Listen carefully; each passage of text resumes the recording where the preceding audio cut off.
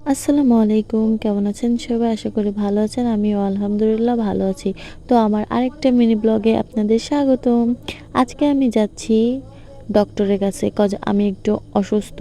কিন্তু আমার দেখে বোঝা যাবে না যে আমি অসুস্থ। কারণ আমি ভিতরে অসুস্থ ভাই। আমাকে দেখলে সবসময় এরকম দাঁত সবগুলো বের করাই দেখবেন। কারণ কোনো কারণ ছাড়াই আমার হাসতে অনেক বেশি ভালো লাগে। তো যাই হোক ডক্টরের কাছে গেছিলাম। ডক্টর তখন ছিল না আরকি লাঞ্চে গেছিল। তো আমিও আর কি করব, ঘোরাঘুরি করব কোথায়, এমনিতেও অসুস্থ। এইজন্য বাংলোয় এসে বসছিলাম। কিছুক্ষণ এখানে বসে বাদাম খাচ্ছিলাম আর ভিউগুলা দেখছিলাম। অনেকদিন পর বাংলোয় গেছিলাম, অনেক বেশি ভালো লাগছিল। কিছুক্ষণ ওয়েট করার পর যখন ডক্টর আসলো তখন আমি গেছিলাম ডক্টরে দেখাইতে। আর এখানে কি একটা ফাজলামি হয়েছে ভাই, আমার বোরকার ফিতা উপর দিয়ে বাঁধা হয়ে গেছে। তা আমাকে কেউ বলেনি, পিছন থেকে ভিডিও করতেছে।